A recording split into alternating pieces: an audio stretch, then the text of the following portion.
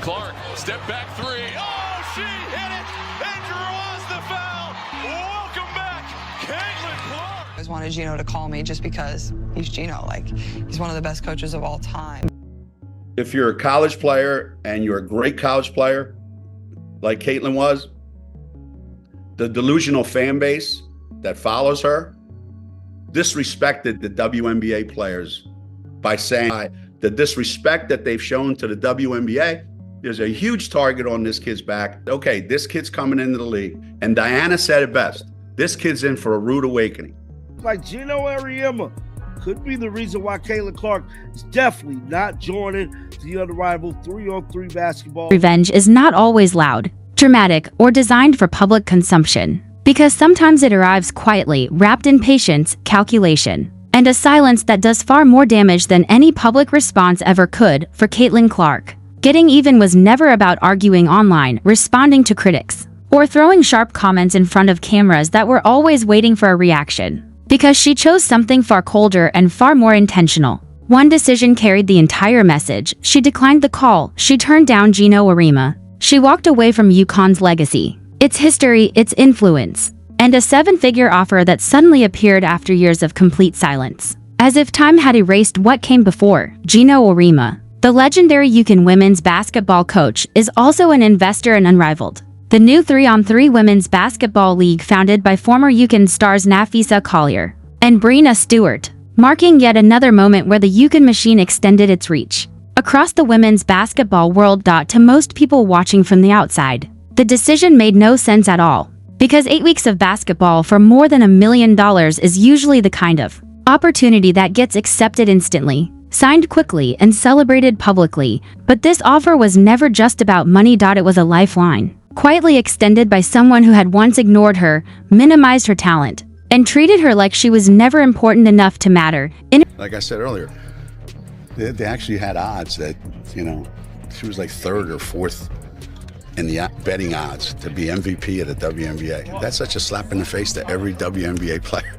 It's unbelievable. By saying no, Clark didn't simply reject a contract, because in doing so, she removed his leverage entirely and made it clear that whatever power he once held no longer applied to her. That is why this moment matters far beyond the court. Because this is not a highlight story or a viral clip, but a conversation about control and who truly holds it. For decades, Geno Auriemma sat at the center of women's basketball, shaping narratives, defining careers, and deciding which players mattered and which ones quietly faded away. His program launched stars. His approval carried weight. And for years it was assumed that success flowed through him. Caitlyn Clark proved otherwise. She built momentum without his system, without his endorsement, and without his resources. And by the time he finally reached out, the balance had already shifted. The roles were reversed. The power had already changed hands. Her silence said more than any explanation ever could. She didn't need the connection anymore. Every revenge story traces back to a single mistake. And Geno's mistake wasn't strategic or tactical, but deeply personal. He underestimated her. They have no perspective. There's no context. So they just say ridiculous nonsense. Sellout crowds, record ratings, and national attention became routine. Clark was simply a young player chasing an opportunity and hoping someone would believe in what she could become. She has said it herself. UConn felt like the dream, the dynasty, the place where legends were made and careers were defined at the highest level of the sport. For a kid growing up in Iowa, it didn't get bigger than UConn, and that was the goal. When recruiting season arrived, everything seemed to line up perfectly. Because on paper, the most electric talent of her generation pairing with the most powerful recruiter women's basketball had ever seen felt inevitable, but reality unfolded differently. The phone never rang. Geno never called. Wanted UConn to recruit me. I always wanted Geno to call me just because he's Geno. Like, he's one of the best coaches of all time. Geno never called me. He didn't reach out to Clark. He didn't contact her parents. And the interest barely filtered through an AAU coach, which for someone known as the ultimate evaluator of talent said everything without needing to be explained. That silence wasn't accidental. It was deliberate, and it sent a clear message. She wasn't a priority. The justification came later, when Geno said UConn already had Paige Buchers and claimed he didn't want to point guards, which at first sounded reasonable. Then came the moment that crossed the line. He suggested that if Clark really wanted UConn, she should have called him. Think About that for a moment, a coach whose reputation was built on chasing generational talent decided she wasn't worth a phone call and then turned around and blamed a teenager for not pursuing him harder. That wasn't just a recruiting oversight. It was disrespect. The kind that stays with you. Clark didn't complain, she didn't campaign, and she didn't make noise about it. She remembered, and if he didn't believe in her, she decided she would find a place that did. That decision led her to Iowa. No banners, no guaranteed spotlight, and no borrowed prestige. To outsiders, it looked like settling. To Clark, it felt like freedom. Interview all those years ago back in Des Moines, Iowa, that this would be the case right now. And obviously we can see that it's done pretty darn well, and people are excited to see her play at every level. She wasn't someone else's backup plan or a forgotten option, because she was the centerpiece and the program belonged to her. From the moment she stepped onto the court in Iowa City, everything shifted. Those deep logo threes weren't just highlights. They were statements. Packed arenas weren't hype. They were confirmation. Record television ratings weren't luck. They were proof. Every basket added pressure, and every viral clip quietly repeated the same message. You missed this. As the numbers climbed, Geno didn't reflect. He doubled down. Instead of respect, he leaned into dismissive remarks, calling her a kid and suggesting she played like she was just messing around in a driveway, rather than acknowledge a once-in-a-generation force. He tried to shrink her game into something casual and small. But small doesn't sell out Madison Square Garden. Small doesn't push women's basketball into the mainstream. Small doesn't change media deals or shift culture. That's where the irony hits hardest. Geno shut the door when Caitlyn Clark knocked, assuming she would blend in and eventually fade. Instead, she built the biggest brand the women's game has ever seen, and she did it without him. When he finally returned with a contract in his hand, Clark didn't celebrate, explain, or gloat. She said no. And that single word cut deeper than any postseason loss. In This league, one investor, been trying to keep quiet about, his investment in the league ever since his comments that he made about a young rookie. Pretty much, had him in the headlines for about a month and a half. That is Geno Auriemma, dog.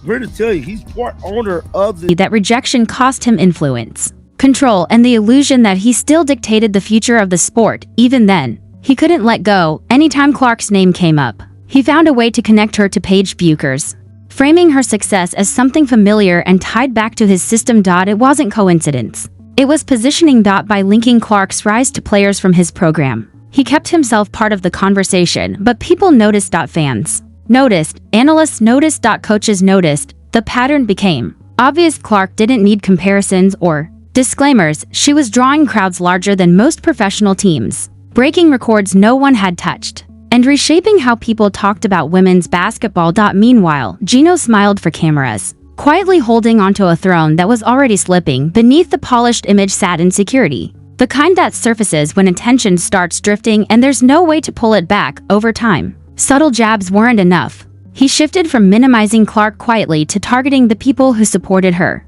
Then June of 2024 arrived. During an appearance on the Dan Patrick Show, he crossed the line. Instead of questioning Clark's game, he aimed his frustration at her fans. Delusional fan base that follows her disrespected the WNBA players by saying she's going to go in that league and tear it apart. There were actually odds on she's third or fourth in betting odds on being MVP at the WNBA. These people are so disrespectful and so unknowledgeable and so stupid that it gives women's basketball a bad name. Okay, so the kid was set up for failure right from the beginning. No nuance in his words, as he labeled her supporters delusional, claimed they didn't understand basketball, and suggested their excitement was actually harming the sport. All because they believed Clark could finish near the top of MVP voting as a rookie. Pause there. Women's basketball was experiencing a surge unlike anything before, with new viewers tuning in, families filling arenas, kids lining up just to see Clark, and broadcasts pulling in casual fans for the first time. And his reaction wasn't appreciation. It was dismissal. This wasn't thoughtful critique or balanced analysis. It was personal. By attacking the fans, he attacked the foundation of Clark's rise. Once that line was crossed, there was no undoing it. When he dismissed her supporters, he dismissed the movement itself. The message was clear. The hype was fake. The attention would fade. That was the bet he made, and it failed. Clark didn't respond online or in interviews. She didn't have to. Her answer came on the court. What followed wasn't just validation. It was collapse. She won Rookie of the Year, earned all WNBA first-team honors, and when MVP voting ended, she landed exactly where her so-called delusional fans predicted. Fourth, the mocked prediction became reality, and his credibility took the hit. This wasn't just about awards. It was redemption for every fan he laughed at, parents, casual viewers, and first-time supporters he framed as a problem saw the future more clearly than he did. And the coldest part was how Clark handled it. No speeches, no drama, just results night after night. Logo threes, clean crossovers, sharp passes, and performances that spoke louder than any comment ever could. By the time the awards arrived, the conversation was finished. She answered every doubt without ever saying his name. That felt fitting. Geno had long positioned himself as the ultimate authority on women's basketball. But the results told a different story. The fans were right. Clark was right. He was wrong. Every sold-out arena, every broken record, and every honor chipped away at the idea that he still decided what mattered. She never needed his approval, and she never had. Clark wasn't chasing validation or trying to win a personal feud. She was simply playing her game at the highest level, and that alone exposed how outdated his stance had become. By the end of her rookie season, the conversation was no longer about hype, but certainty. His comments aged poorly, reading defensive, bitter, and completely off the mark. Being wrong didn't sit well. At that point, it stopped being just about Clark's performance and became about what she symbolized: a shift in power and a new era taking over. Women's basketball no longer revolved around him. Instead of accepting that reality, he kept talking. More interviews, more podcasts, more attempts to stay relevant. Her name never left his mouth, and the more he spoke, the clearer it became. Caitlyn Clark wasn't just dominating the game, she was living in his head. Eventually, words stopped working. Comparisons failed, dismissals didn't land, the narrative slipped further. So he changed tactics. If influence couldn't be maintained through commentary, maybe it could be bought. That's when money entered the picture. By then, he had already tried everything: ignoring her, downplaying her, mocking her fans, repackaging her success as borrowed. None of it worked. Clark kept rising, his relevance kept fading. Then a new opportunity appeared. Framed as innovation, a 3-on-3 league backed by Breanna Stewart and Nafisa Collier, with Geno deeply involved behind the scenes. Big ambition, serious funding, but missing one thing: an identity. It needed a face, and at that point, the truth was obvious. For all the respected names involved, only one player could give it instant credibility, bring millions of fans, command media attention, and attract sponsors overnight. Only one star could position the league as a real challenger. That player was Caitlyn Clark. To do everything they could to make the most of the situation. They tried to make the most of Caitlyn Clark not playing by hinting everything and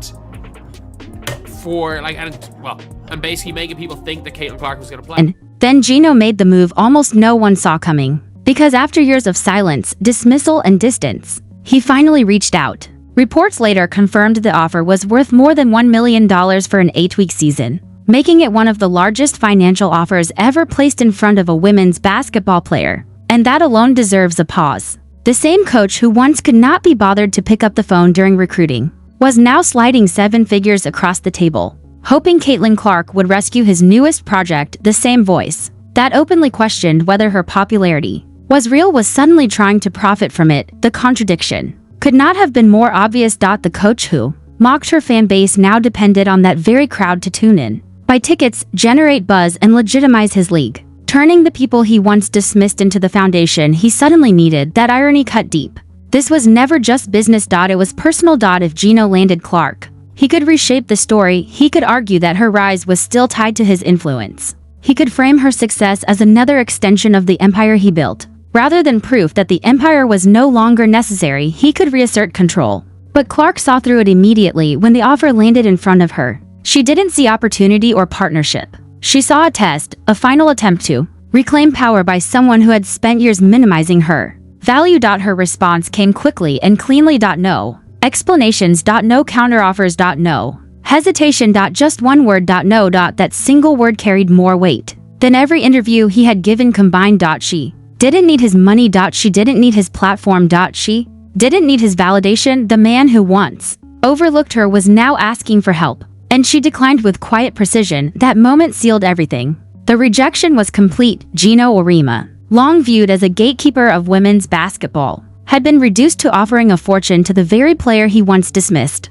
And she turned it down without spectacle, without bitterness, without drama. Simply by refusing. The aftermath was unforgiving. Without Clark, the unrivaled league immediately lost its center of gravity, and its appeal weakened almost overnight. What was meant to appear bold and powerful instead revealed desperation. The massive offer stopped looking like confidence and started looking like need. The truth was clear. The project needed her far more than she ever needed it. Fans understood exactly what they were watching unfold. Online reactions flooded in, mocking the idea that Clark would ever save a system that had never respected her. The grand strategy Geno believed he was executing collapsed in a single move. Clark didn't rant. She didn't embarrass him publicly. She didn't even acknowledge him beyond her decision. She simply walked away, and that silence landed harder than any response ever could, because it made one thing unavoidable. Geno's era had passed. His grip on the sport was gone. And Clark didn't just challenge it, she rendered it obsolete. For decades,